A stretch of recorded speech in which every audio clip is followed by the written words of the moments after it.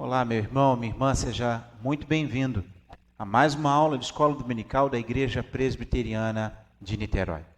Nesse primeiro momento, antes de estudarmos a palavra do Senhor, as doutrinas bíblicas, nós nos colocamos em devoção diante daquele que nos criou, daquele que é o nosso Deus, o nosso Senhor. E assim eu convido você a, junto comigo, cantarmos o que está registrado no livro do Apocalipse, no capítulo 7, no verso 10 e no verso 12. Nós lemos naquele texto o seguinte: ao nosso Deus que se assenta no trono e ao Cordeiro pertence a salvação. Amém. O louvor e a glória, a sabedoria, as ações de graça e a honra, o poder e a força sejam ao nosso Deus pelos séculos dos séculos. Amém. Louvemos juntos ao Senhor, cantando esses dois versículos em adoração ao nosso Deus.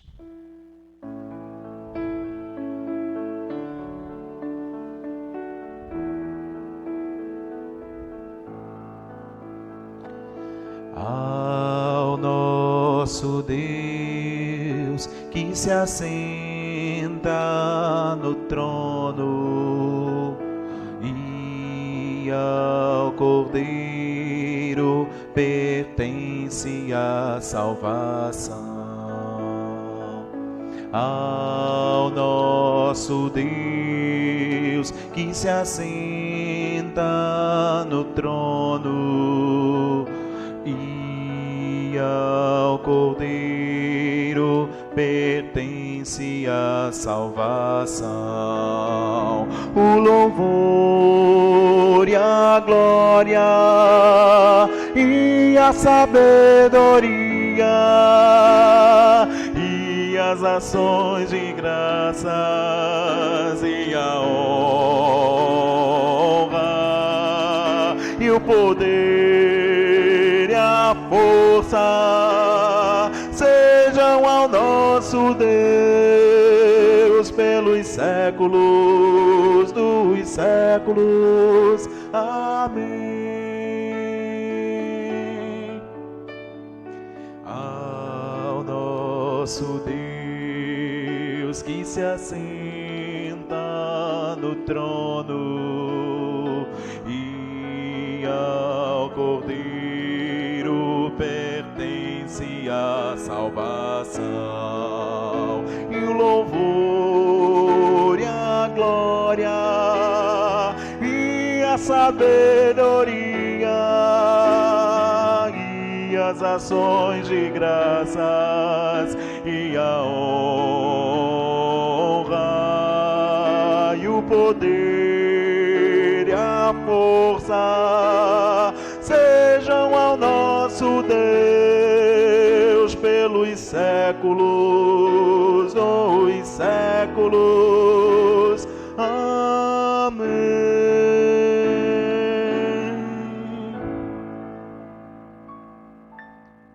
Adorado seja o Senhor, glorificado seja o teu nome. Como é prazeroso prosseguirmos no conhecimento da tua verdade, da tua palavra, Senhor. Como é maravilhoso sabermos que a salvação está em tuas mãos e nós estamos nas tuas mãos. Por isso, agora te imploramos pela iluminação de teu Santo Espírito, para que à medida que juntos formos lendo e meditando na tua palavra, sejamos edificados, transformados e conformados à imagem de teu Filho Jesus Cristo, para que sejamos agradáveis diante do Senhor em tudo aquilo que falamos, pensamos e fazemos. Te imploramos certos da tua presença, em nome de Jesus. Amém.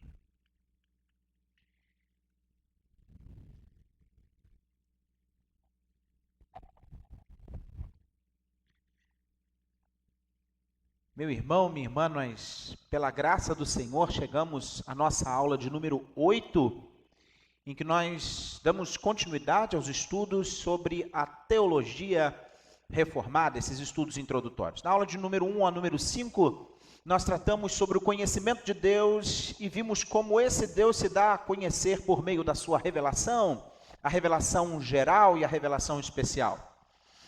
Nas aulas 6 e 7, as nossas duas últimas aulas, nós falamos sobre a teologia propriamente dita, ou seja, nós passamos a falar de Deus, passamos a falar sobre Deus de forma mais direta, sobre os seus atributos, e sobre as suas realizações.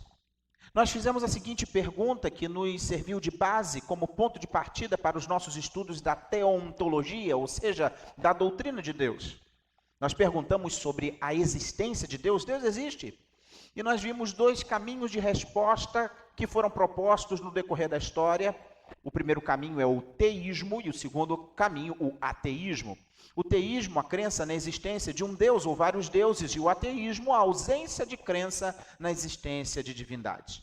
Nós diferenciamos os conceitos de revelação natural e de revelação geral, mostrando que, no decorrer da história, houve aqueles que buscaram, por meio do raciocínio, por meio da inteligência, por meio da lógica, encontrar provas da existência de Deus.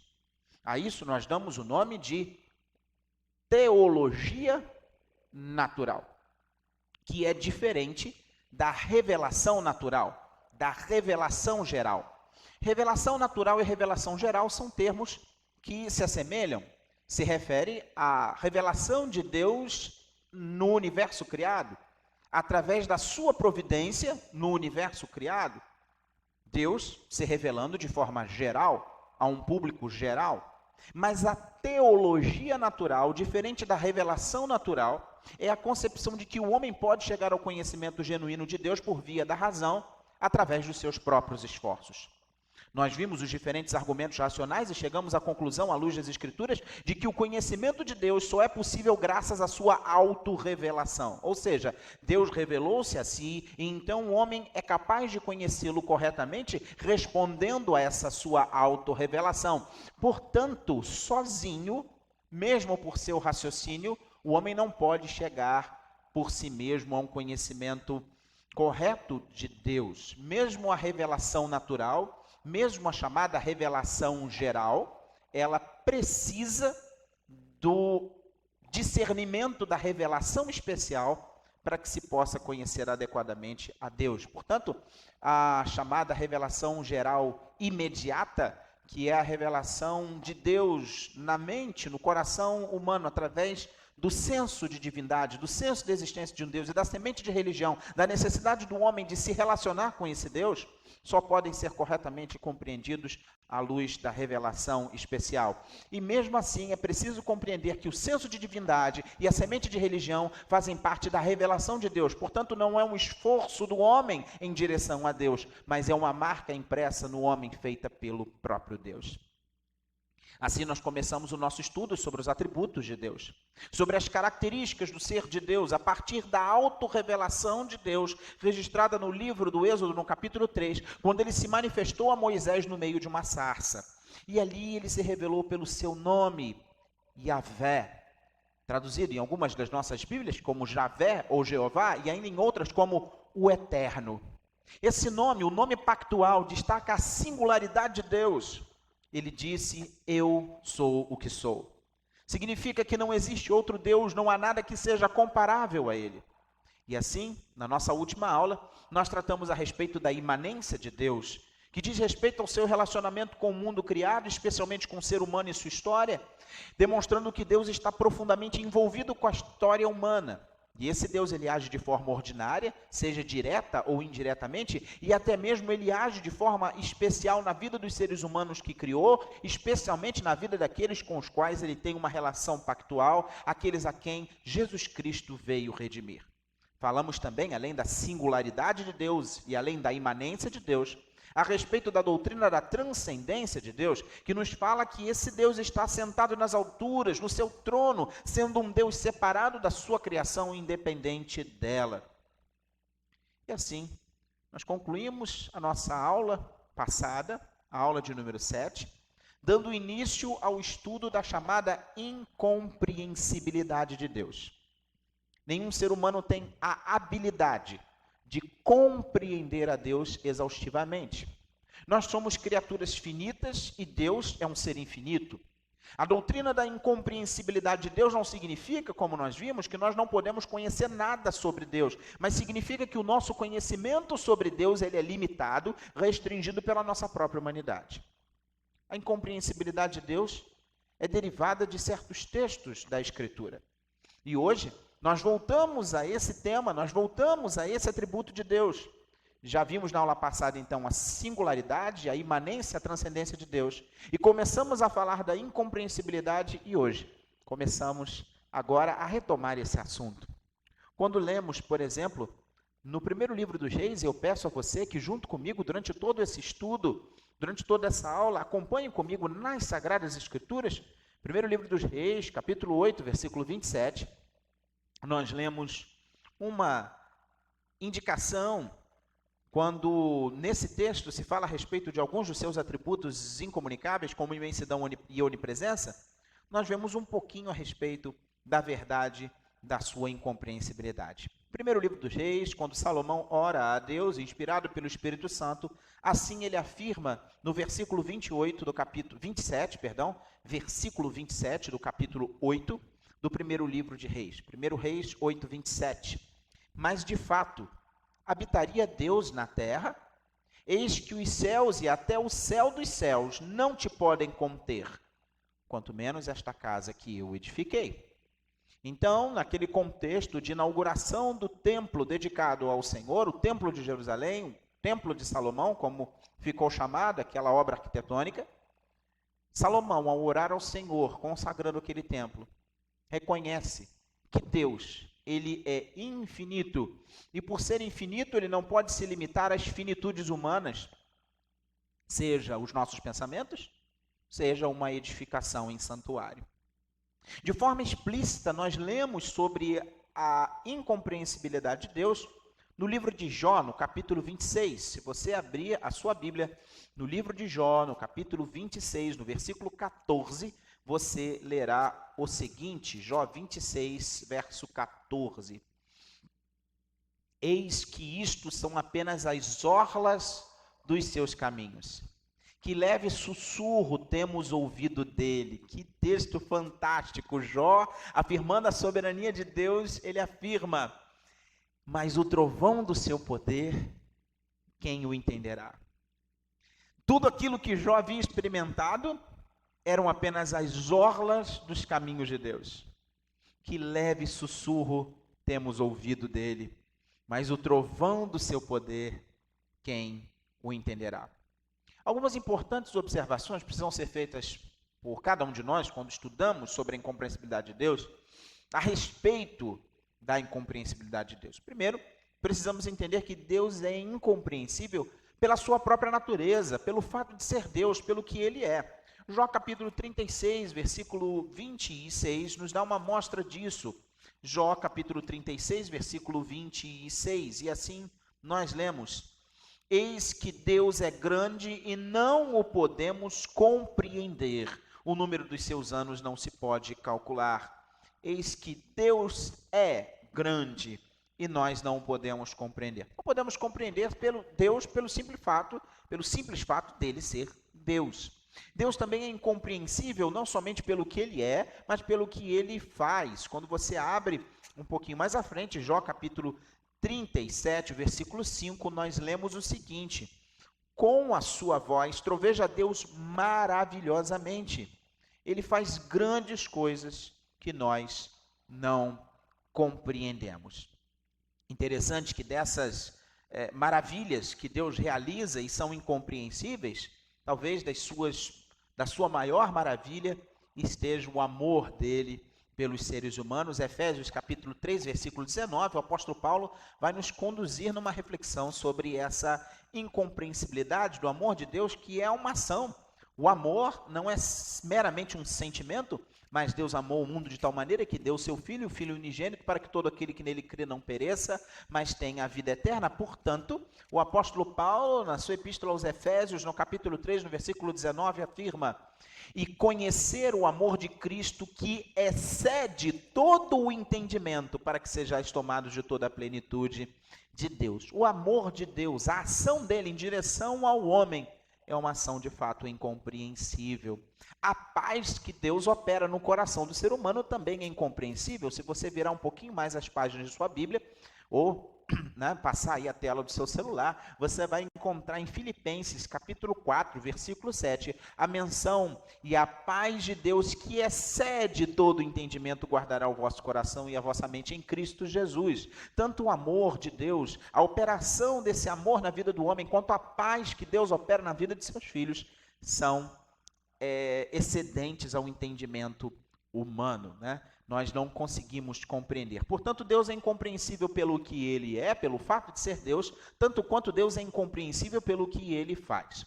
Mas também é importante observar que Deus ele é incompreensível por causa das suas profundezas insondáveis. Um texto tão conhecido nosso, já referenciado aqui em outras aulas, é o texto de Isaías, capítulo 55, verso 8, verso 9, no qual nós lemos o seguinte: porque os meus pensamentos não são os vossos pensamentos, nem os vossos caminhos os meus caminhos, diz o Senhor. Porque assim como os céus são mais altos do que a terra, assim são os meus caminhos mais altos do que os vossos caminhos, e os meus pensamentos mais altos do que os vossos pensamentos.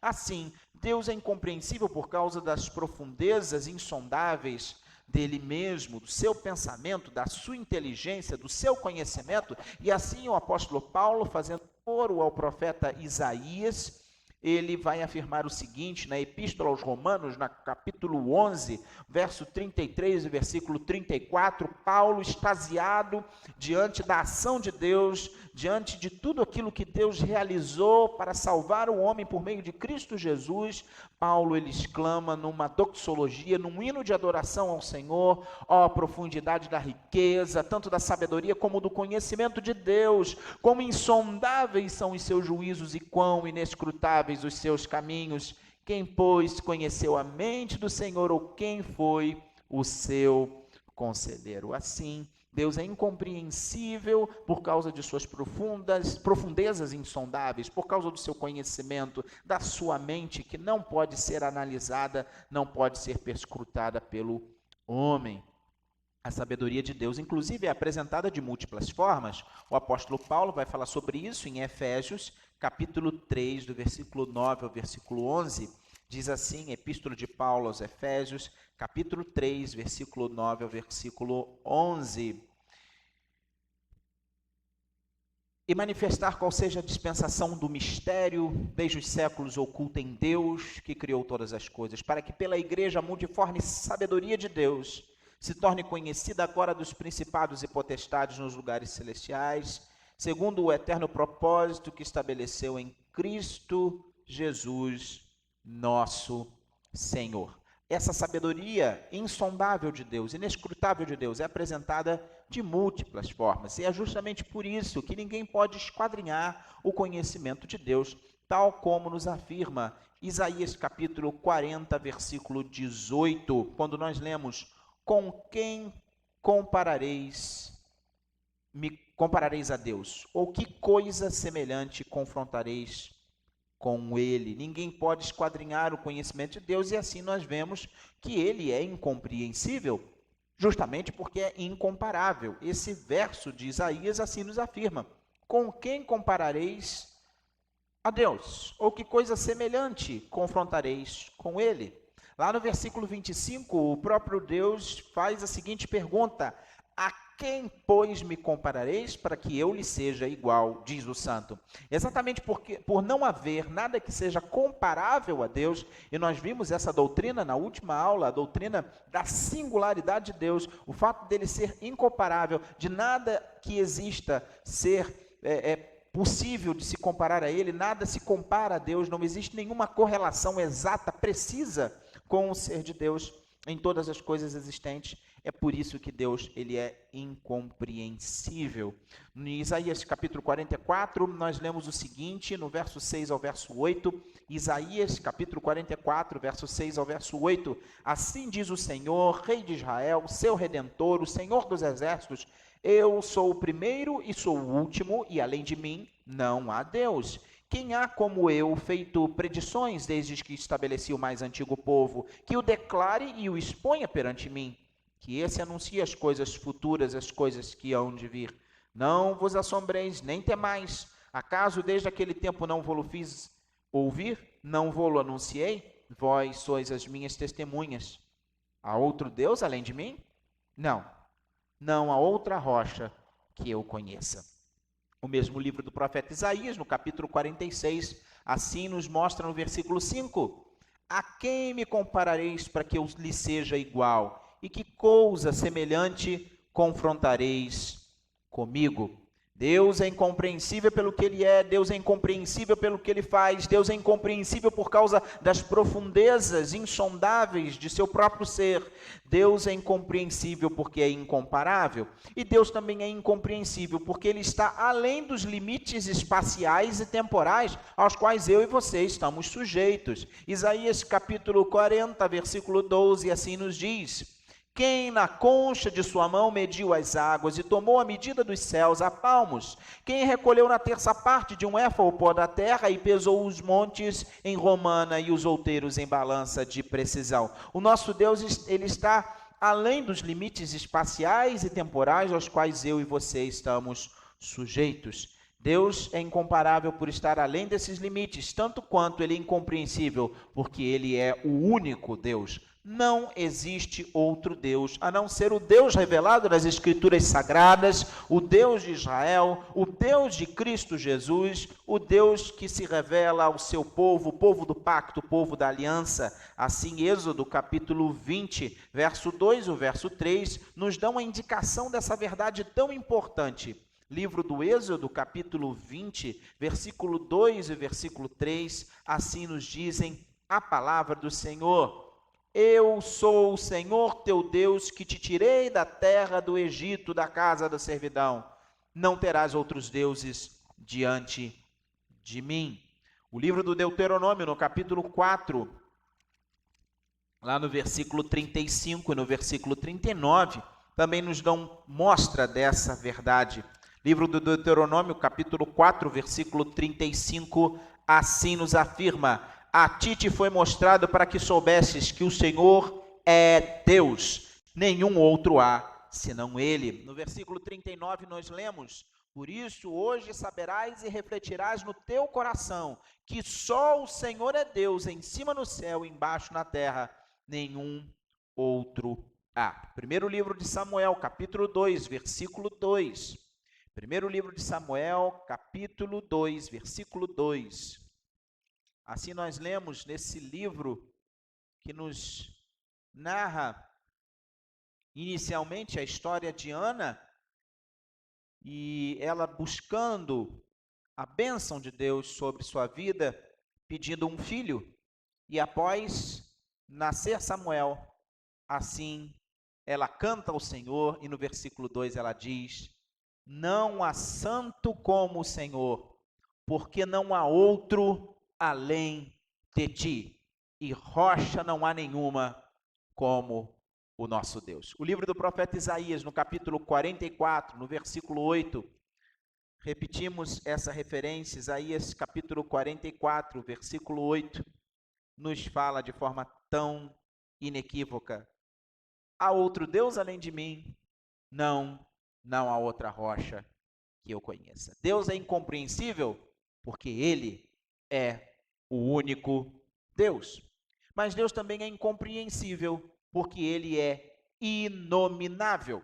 Nas Escrituras Sagradas Ele é chamado de maravilhoso, tal como nós lemos em Gênesis capítulo 32, versículo 29. Gênesis capítulo 32, versículo 29. Nós lemos a seguinte menção a esse Deus que se revela nas Escrituras Sagradas. Gênesis 32, versículo 29.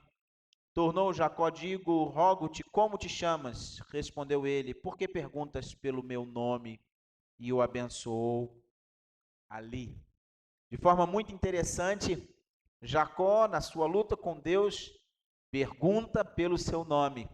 E ali, Deus responde a ele, por que me perguntas pelo meu nome? No livro de Juízes, capítulo 13, versículo 18, esse nome de Deus não é algo tão simples assim de ser trabalhado. A questão do nome de Deus, livro dos Juízes, capítulo 13, versículo 18, lemos o seguinte: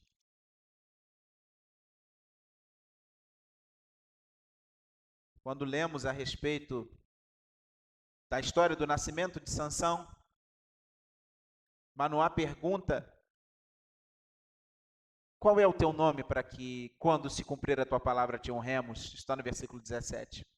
E no versículo 18, o anjo do Senhor responde: por que perguntas assim pelo meu nome, que é maravilhoso? Queridos,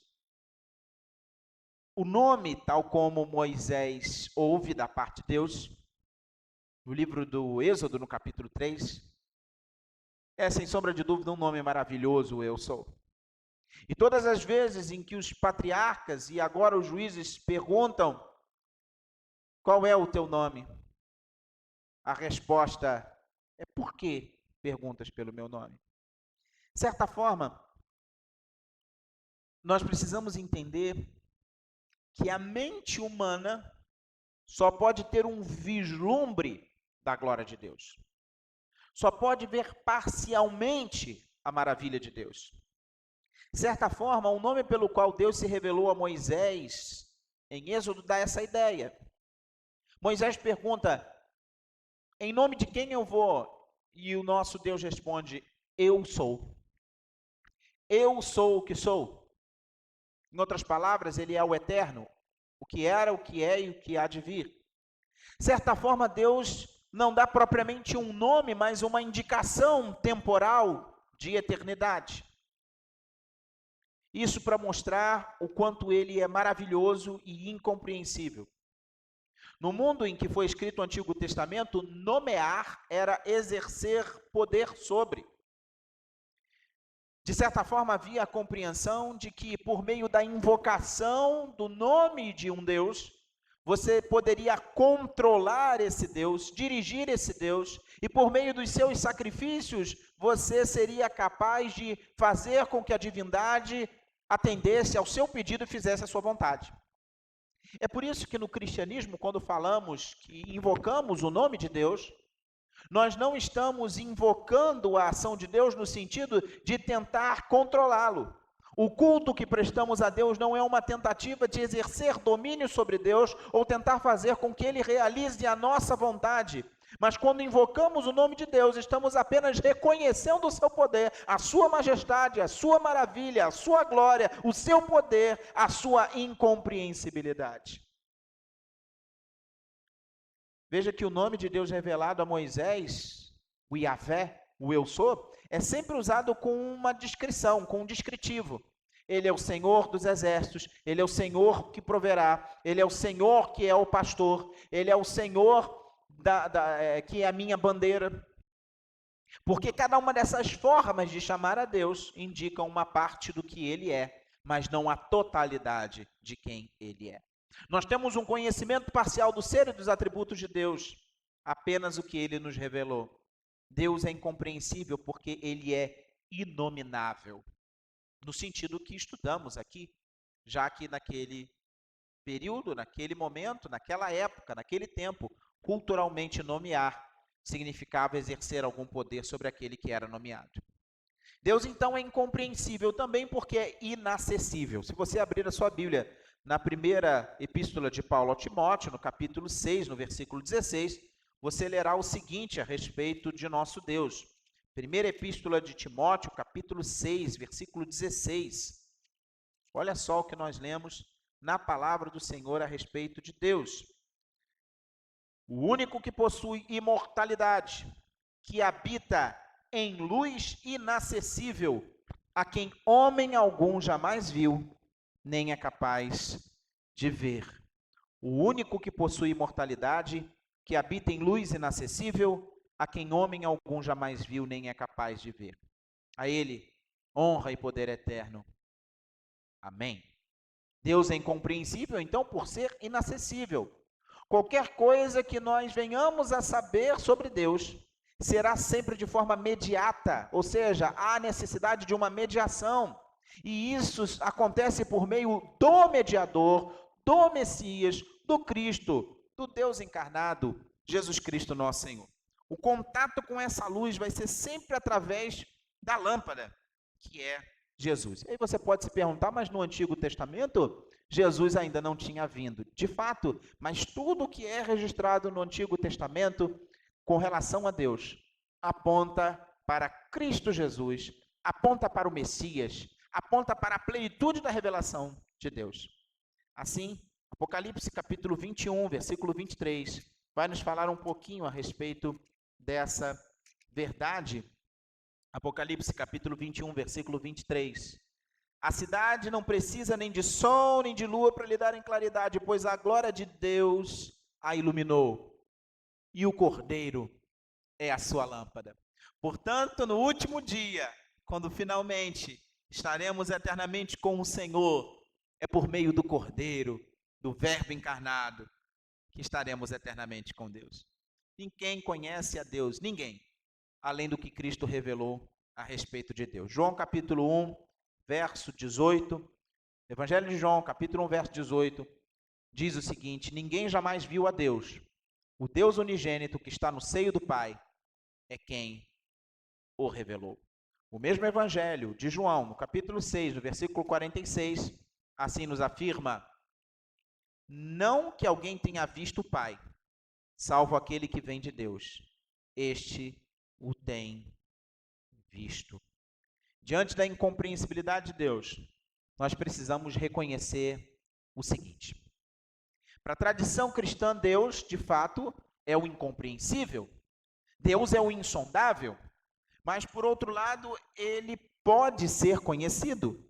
E conhecer a esse Deus é um requisito absoluto para a salvação. Para se conhecer algo, é necessário se aproximar desse algo, ser íntimo desse algo. Mas eu quero lembrar a você que, segundo as Escrituras Sagradas, o pecado fez e faz separação entre o homem e Deus.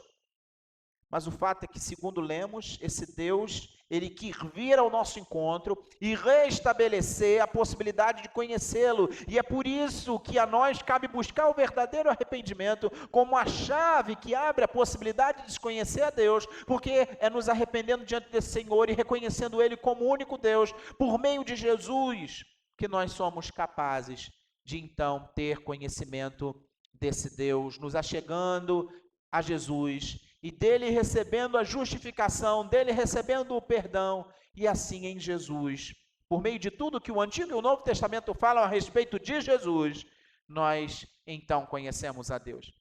É por esse motivo, queridos, que estamos estudando o que as Escrituras nos ensinam sobre os atributos de Deus. Atributos são qualidades próprias. Atributos são qualidades inerentes, pertencentes, essenciais naquele que as possui.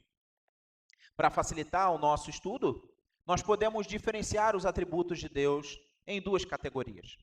Alguns vão chamar esses atributos que nós estamos estudando, já começamos a falar na semana passada e hoje demos continuidade, falamos da singularidade, falamos da imanência, falamos da transcendência e acabamos de falar da incompreensibilidade de Deus.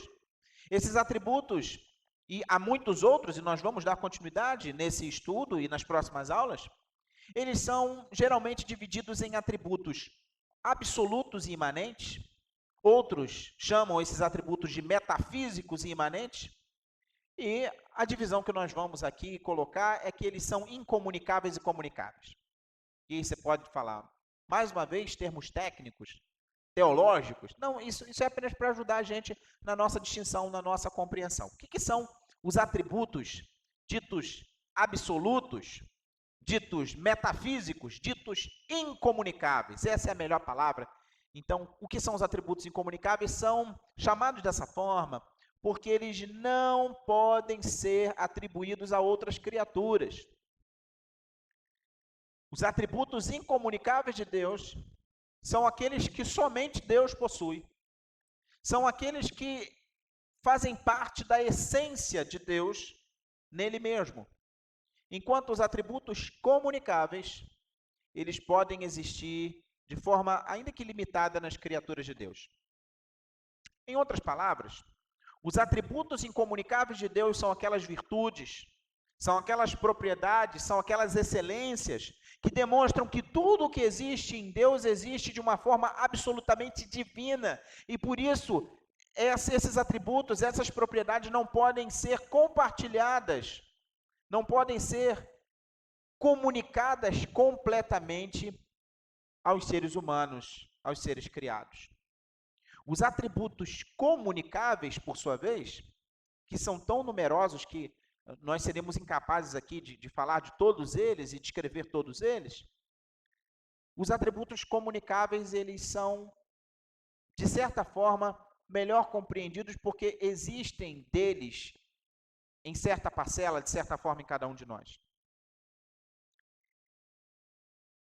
A palavra de Deus usa nomes, imagens, comparações, tudo para nos dar a ideia de quem é o Deus revelado nas Escrituras. As Escrituras nos indicam, por exemplo, os órgãos de Deus, os olhos de Deus, os ouvidos de Deus, as mãos de Deus, os pés de Deus.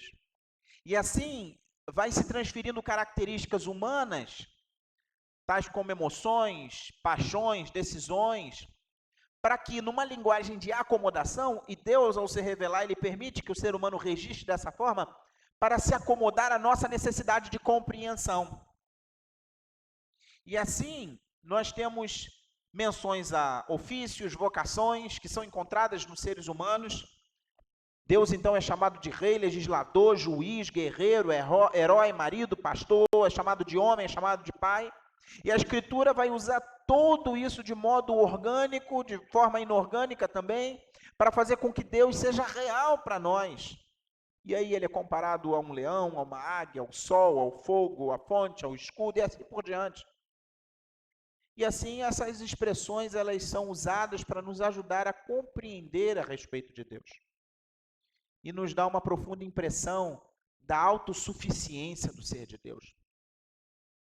Vamos trocar isso em miúdo, vamos começar a aplicar essa divisão, essa distribuição, atributos incomunicáveis, atributos comunicáveis. Alguns exemplos de atributos ditos incomunicáveis. Deus é independente e autoexistente. Deus é imutável, ou seja, não há passível de mudança. Deus é infinito. A soberania de Deus, né, a sua onisciência, a sua onipresença, a sua onipotência. Não há correspondente no ser humano de nenhum desses atributos. Nós não somos capazes de experimentar a infinitude, de experimentar a imutabilidade, de experimentar a onisciência, de experimentar a onipresença, de experimentar a onipotência. Portanto, todos esses atributos são ditos incomunicáveis. Agora, há alguns atributos como a inteligência, a veracidade, o amor, a santidade, a justiça e muitos outros que eu e você somos capazes de experimentar. Por mais que não sejamos perfeitamente justos, o ser humano pode exercer justiça. Por mais que o ser humano não seja capaz de amar na medida em que Deus ama, o ser humano é capaz de amar. Portanto, esses atributos são chamados de comunicáveis, porque de alguma forma são experimentados por cada um de nós. Apesar de todas essas designações, né, dessas palavras, desses termos, para esses atributos, a gente precisa entender que eles não são de todo adequados. Mas a melhor forma, né, a forma mais didática para a gente poder conseguir estudar o ser de Deus, quem ele é e o que ele faz, são a partir dessas palavras, aquilo que nos está à disposição. Então, é importante a gente lembrar que esses dois grupos de atributos, os incomunicáveis e os comunicáveis, eles não ficam um ao lado do outro numa separação total, isso é apenas didático.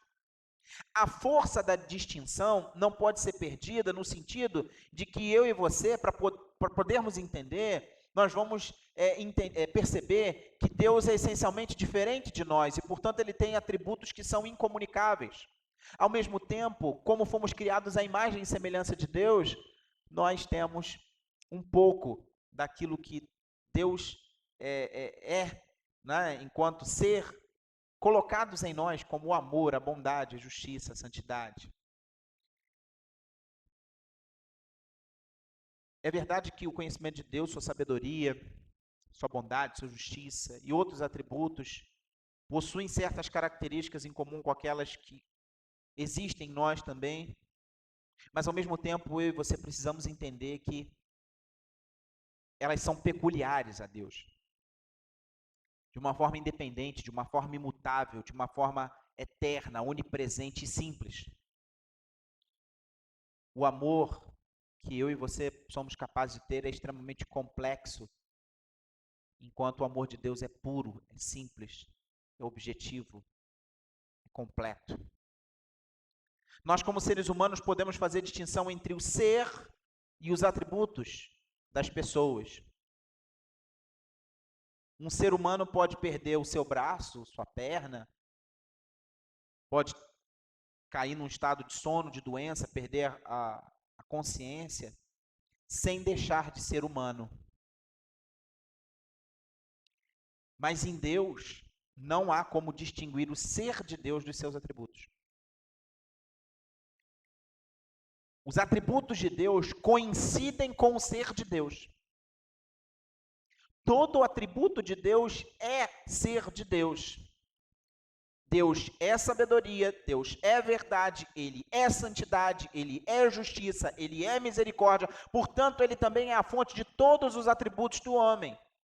Ele é tudo o que Ele possui e Ele é a fonte de tudo o que as suas criaturas possuem. Deus é a abundante fonte de todos os bens que existem. Quando nós estudamos os atributos de Deus, isso então tem importantes implicações na nossa vida enquanto salvos. Porque à medida que vamos compreendendo a singularidade de Deus, nós vamos entendendo a espiritualidade cristã e somos levados a adorar esse Deus, exaltar esse Deus, glorificar esse Deus. Nós somos levados a nos render a esse Deus, nos arrepender diante dele em função dos nossos pecados e somos levados a proclamar a glória, a majestade, o poder, a soberania desse Deus, tanto quanto a salvação operada por ele, que ama o pecador. Assim eu gostaria de seguir no estudo dos atributos de Deus, seguindo para um dos seus atributos incomunicáveis, e assim fechando a nossa aula de hoje, que é a autoexistência de Deus. Quando as Escrituras declaram que Deus é o Criador do universo, indicam que Ele mesmo é incriado. Deus não foi criado por ninguém, por nada. Existe uma distinção crucial entre o Criador e a criação. É impossível que alguma coisa crie a si mesma. Todo efeito tem que ter uma causa. Se algo foi criado, é porque alguém ou algo o criou. Só que Deus não é um efeito. Deus não tem uma causa. A autocriação é um conceito irracional. Por quê? É impossível que algo que não exista crie a si mesmo. A autoexistência, sim, é um conceito racional. A autocriação é irracional, não faz sentido. Mas a autoexistência é um conceito racional. Deus ele não tem um início. Portanto, Deus não tem uma causa antecedente. Ele não foi criado. Ele é eterno. Ele sempre foi, ou em outras palavras, ele é. É por isso que, ao se revelar a Moisés, ele diz: eu sou o que sou. É por isso que as Escrituras, ao se referirem a ele, diz que ele era, ele é, ele há de vir. É por isso que em algumas traduções desse Yahvé, o eu sou, chamam ele de o eterno. Deus tem dentro de si o poder de ser. Deus ele não necessita de assistência de fontes externas para continuar a existir. A autoexistência não só é racionalmente possível, mas é racionalmente necessária. É impossível, por definição, que uma criatura seja autoexistente. Eu e você não podemos ser autoexistentes. Algo que já existia nos criou. Deus, assim como nós, não pode ser autocriado. Eu e você não podemos ter nos criado. Algo que antes existia, precisou nos criar. Mas Deus é diferente de nós porque Ele pode ser autoexistente. E essa é a própria essência da diferença entre o Criador e a criação, e é isso que faz dele o ser supremo e a fonte de todos os outros seres. Se você abrir a palavra de Deus, nós vamos ter inferências dessa verdade no Salmo 90, no versículo 2. O Salmo 90, no versículo 2, assim nos afirma: antes que os montes nascessem e se formassem na terra, o mundo, de eternidade em eternidade, tu és Deus.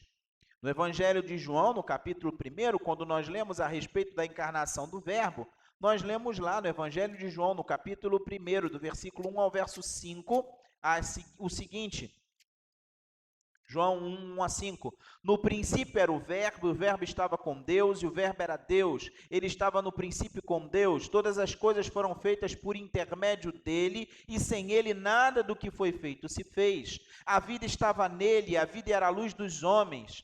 A luz resplandece nas trevas, e as trevas não prevaleceram contra ela. No princípio era o Verbo estava com Deus, e o Verbo era Deus. Atos, capítulo 17, do verso 22 ao verso de número 31, nós lemos o seguinte, por meio aí do registro de Lucas, em Atos, capítulo 17, versículo 22 em diante, o apóstolo Paulo pregando em Atenas, ele diz o seguinte, verso 22, capítulo 17 de Atos: então Paulo, levantando-se no meio do Areópago, disse: senhores atenienses, em tudo vos vejo acentuadamente religiosos, porque passando e observando os objetos de vosso culto, encontrei também um altar, no qual está escrito ao Deus desconhecido. Pois esse que adorais sem conhecer é precisamente aquele que eu vos anuncio. O Deus que fez o mundo e tudo o que nele existe, sendo ele Senhor do céu e da terra, não habita em santuários feitos por mãos humanas, nem é servido por mãos humanas como se de alguma coisa precisasse, pois ele mesmo é quem a todos dá vida, respiração e tudo mais. De um só fez toda a raça humana para habitar sobre toda a face da terra, havendo fixado os tempos previamente estabelecidos e os limites da sua habitação, para buscarem a Deus, se porventura tateando o possam achar, bem que não está longe de cada um de vós, pois nele vivemos e nos movemos e existimos, como alguns dos vossos poetas têm dito, porque dele também somos geração. Pois nele vivemos e nos movemos e existimos. Colossenses, capítulo 1, versículo 15 ao versículo 20. Também lemos a respeito dessa maravilha, quando lemos o seguinte, na boca do apóstolo Paulo, ou na pena, né, na escrita. Colossenses capítulo 1, verso 15. Ele, Jesus, é a imagem do Deus de invisível, o primogênito de toda a criação, pois nele foram criadas todas as coisas, nos céus e sobre a terra, as visíveis e as invisíveis, sejam tronos, sejam soberanias, quer principados, quer potestades.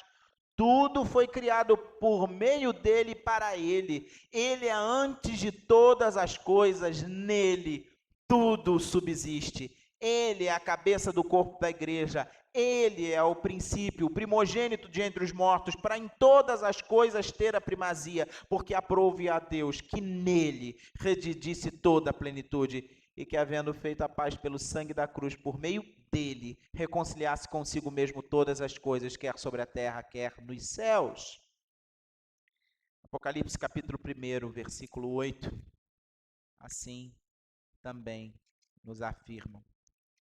Eu sou o Alfa e o Ômega, diz o Senhor Deus, aquele que é, que era e que há de vir, o Todo-Poderoso.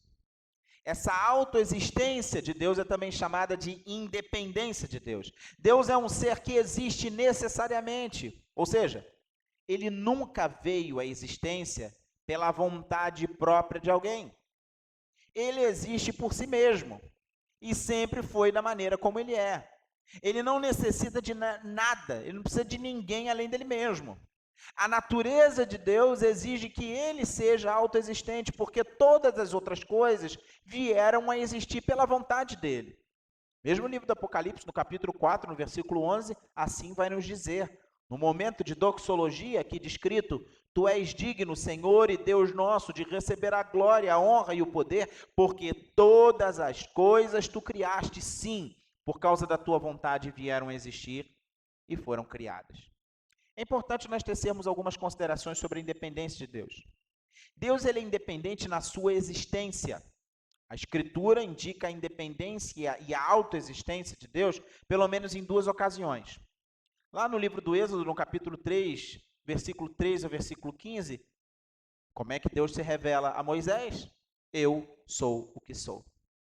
E ele é o Deus vivo que tem a vida em si mesmo. E é isso que a pessoa do Filho também vai dizer em João, capítulo 5, versículo 26. Evangelho de João, capítulo 5, versículo 26. O Verbo encarnado diz a respeito de si mesmo: porque assim como o Pai tem vida em si mesmo, também concedeu ao Filho ter vida em si mesmo. Portanto, Deus é independente na sua existência. Ele não depende de nada para existir. Deus é independente no seu relacionamento. Ele é absolutamente independente. Ele não precisa se relacionar com ninguém além de si mesmo, seja para existir, seja por necessidade efetiva. Quando Deus fez o mundo, ele fez porque desejou fazer. Mas o mundo não era necessário para a existência de Deus. Deus ele sempre viveu relacionado consigo mesmo antes de criar o mundo. É interessante que quando nós vamos estudar essa doutrina nas próximas aulas, a doutrina da Trindade, ele é Pai, Filho e Espírito Santo, o caráter tripessoal de Deus, o fato dele ser Pai, Filho e Espírito Santo, demonstram a sua autossuficiência. A gente vai ter uma indicação disso lá em João, capítulo 17, quando Jesus vai fazer a sua oração sacerdotal, ele está orando, intercedendo por mim, por você, intercedendo pelos apóstolos ali naquele momento imediato, mas intercedendo por cada um daqueles que viriam a crer. João capítulo 17, 5 diz assim: e agora glorifica-me, ó Pai, contigo mesmo, com a glória que eu tive junto de ti antes que houvesse mundo, demonstrando a relação íntima do Filho com o Pai antes mesmo da existência do mundo. Deus é independente na sua existência, Deus é independente no seu relacionamento e Deus é independente nos seus pensamentos. Romanos 11, versos 33 e 34, já lemos aqui: quão insondáveis são os juízos, inescrutáveis os caminhos de Deus, quem, pois, conheceu a mente do Senhor? Deus também é independente na formulação dos seus planos. Deus não precisa de ninguém para ele planejar, para ele criar, para ele imaginar, para ele desenvolver um plano, um projeto que vai ser executado, que vai ser realizado. Olha o que está lá escrito no Salmo 33, versículo 10 e versículo 11. Salmo 33, versículo 10 e versículo 11. O Senhor frustra os desígnios das nações e anula os intentos dos povos. O conselho do Senhor dura para sempre e os desígnios do seu coração por todas as gerações. O livro do profeta Isaías, no capítulo 40, no versículo 13, no versículo 14, também nos vão dar indicação. Isaías 40, verso 13, verso 14, assim nos diz: quem guiou o Espírito do Senhor? Ou como seu conselheiro o ensinou? Com quem tomou ele conselho para que lhe desse compreensão? Quem o instruiu na vereda do juízo e lhe ensinou sabedoria e lhe mostrou o caminho do entendimento? Deus é independente na formulação dos seus planos e também na execução da sua vontade. Efésios, capítulo 1, verso 5, por exemplo, vai nos dizer isso. Efésios, capítulo 1, versículo 5. Nosso Deus é independente na execução da sua vontade. Ele nos predestinou para ele para a adoção de filhos por meio de Jesus Cristo, segundo o beneplácito da sua vontade. Deus age conforme lhe apraz. Deus também é independente no seu poder.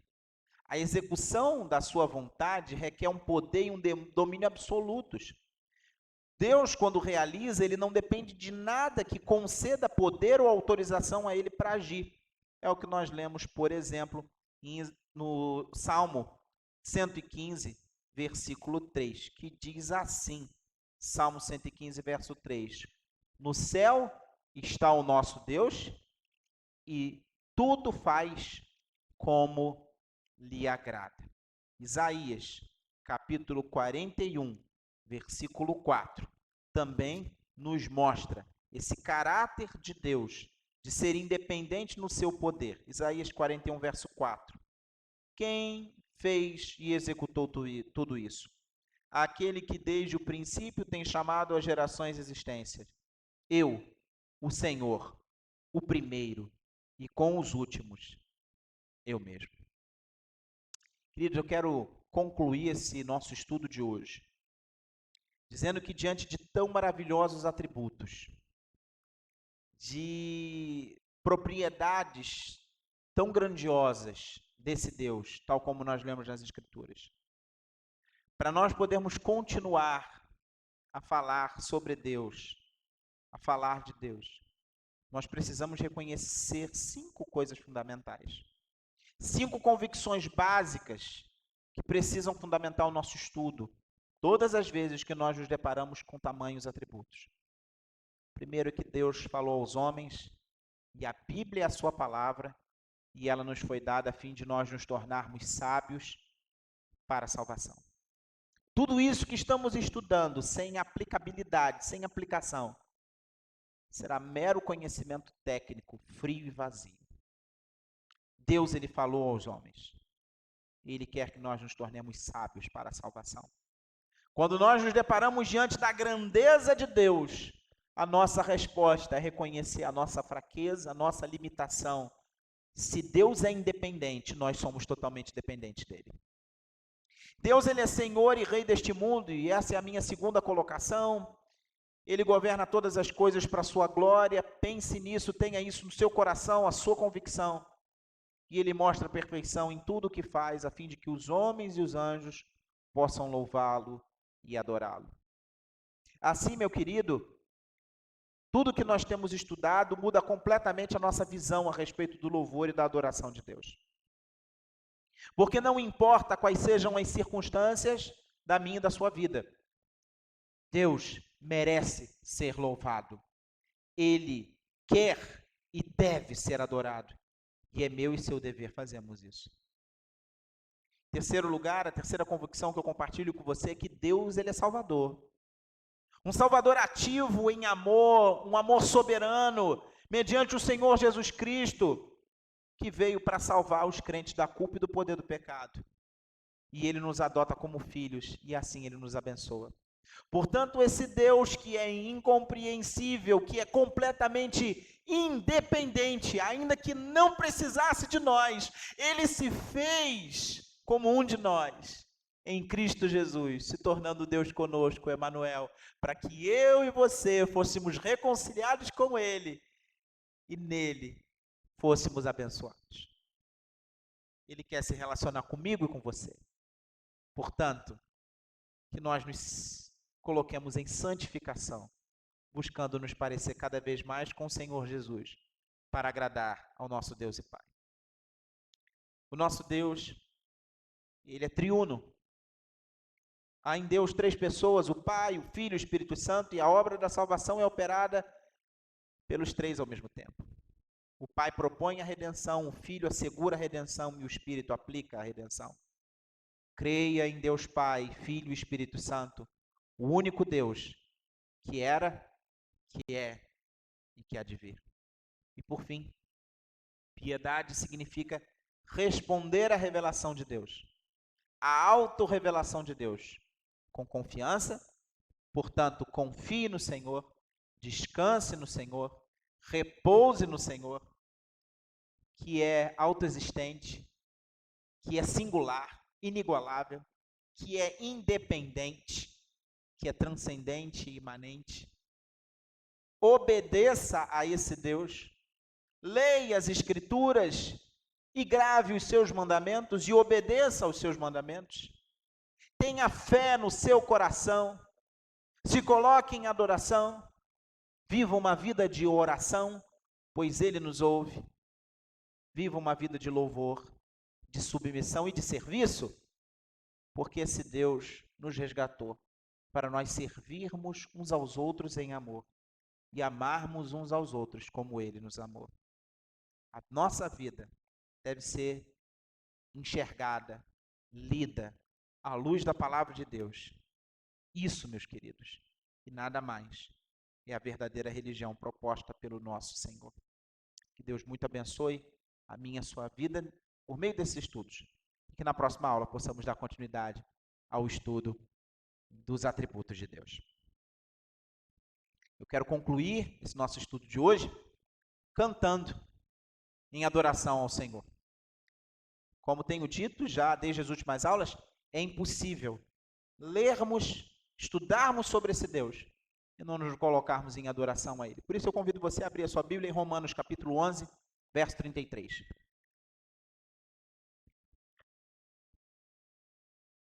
E nós vamos cantar esse texto em louvor e adoração ao nome do Senhor.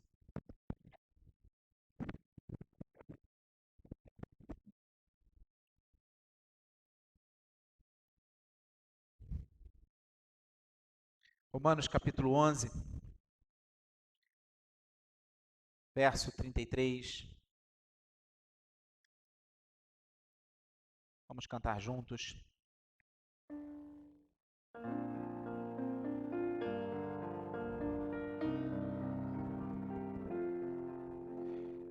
Você, querido,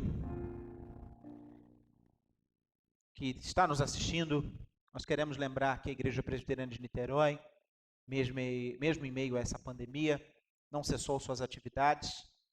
Nós temos os nossos compromissos financeiros, seja com os nossos funcionários, seja na manutenção da nossa estrutura.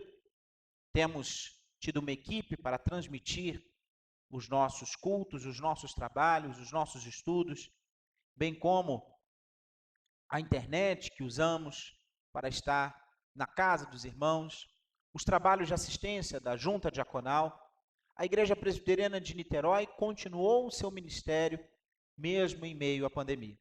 Por isso, nós contamos com a fidelidade dos membros da igreja que, ao se tornarem membros da igreja, se comprometeram com o sustento, tanto pessoal, no sentido da sua presença, das suas orações, da sua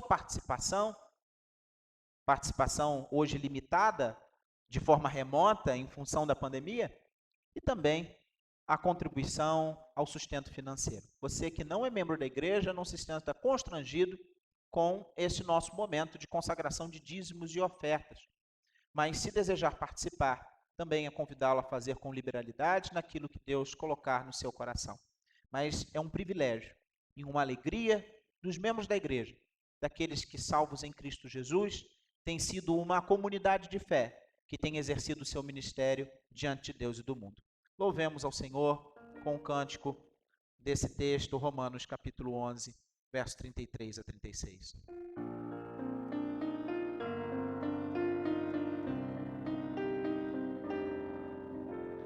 Ó profundidade da riqueza e da sabedoria do conhecimento de Deus, vão insondáveis seus juízos, inescrutáveis seus caminhos. Quem conheceu a mente do nosso Senhor? Quem primeiro deu a ele, depois recebeu, porque dele, por ele, para ele são todas as coisas.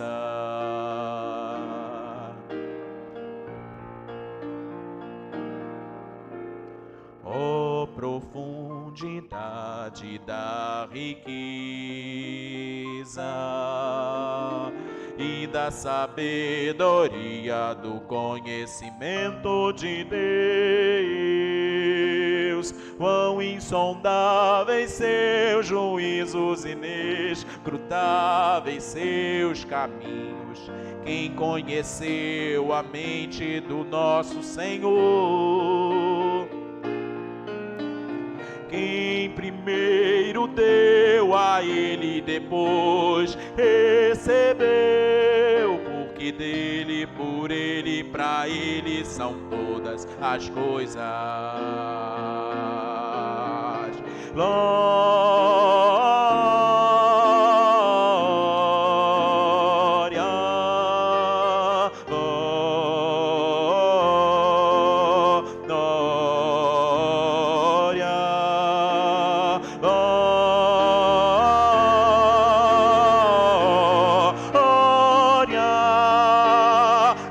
Sejam dadas, pois a ele eternamente. Amém.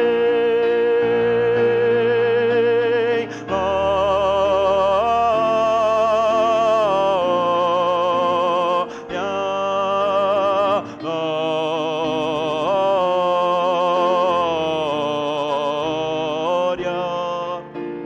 glória.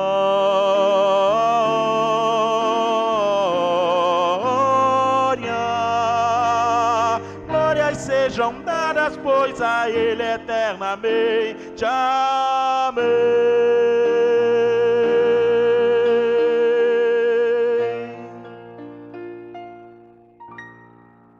Soberano e eterno Deus, Criador dos céus e da terra, nós nos prostramos diante de Tua majestade, de Teu poder, de Tua soberania, de Tua glória, de Tua majestade, de tudo que o Senhor é.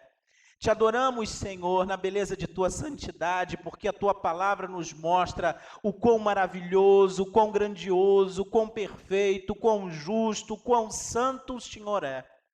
Louvado seja o Teu nome.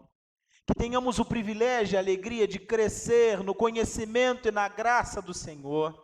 E que tudo o que aqui aprendemos não se faça apenas mero conhecimento cognitivo e intelectual, mas que na nossa vida, na nossa existência, com tudo que somos, com tudo que pensamos, em tudo que fazemos, nós sejamos agradáveis ao Senhor na mediação de Teu Filho Jesus Cristo, nosso Redentor. Obrigado, Senhor, porque mesmo em meio a esses tempos de desafio, em meio à pandemia, em meio às lutas, em meio a tudo aquilo que tem surgido, mesmo com todo o toque de aviso da morte e a celebração, ó Pai, da tristeza, da miséria, do orgulho e tudo que nós temos visto e ouvido, Senhor querido, o Teu povo reconhece em todas as coisas o Teu poder, os Teus planos, os Teus projetos e nada do que o Senhor planeja pode ser frustrado. Assim Te glorificamos, assim Te exaltamos e Te imploramos por misericórdia, para que o Senhor tire de nós todo medo, dissipe toda a treva do nosso coração e nos faça entender o Teu amor, o Teu cuidado, a Tua providência, o Teu plano e o Teu projeto sobre as nossas vidas. Nos ensina a tomar decisões sábias. Nos ensina, Senhor, a compartilhar o que temos. Nos ensina, Senhor, a sermos fiéis a Ti em tudo aquilo que fazemos, em tudo aquilo que somos. E que no nosso trabalho, nos nossos estudos, nas relações familiares, seja o Teu nome glorificado e Jesus Cristo proclamado. Assim, Deus querido, nos entregamos e nos consagramos ao Senhor nessa noite, para a glória do Teu nome, em nome de Jesus. Amém. Receber a bênção, queridos. E o Senhor te abençoe e te guarde. E o Senhor faça resplandecer. Faça resplandecer sobre ti o seu rosto e tenha misericórdia de ti. E o Senhor sobre ti levante o seu rosto e te dê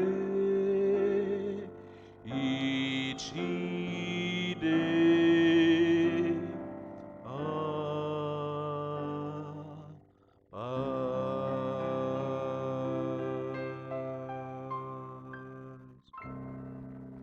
Forte abraço, uma boa semana. Quarta-feira, nosso culto de oração. E no próximo domingo, às 9 horas, nosso culto transmitido diretamente aqui do santuário, às 18 horas, a nossa escola dominical. Forte abraço.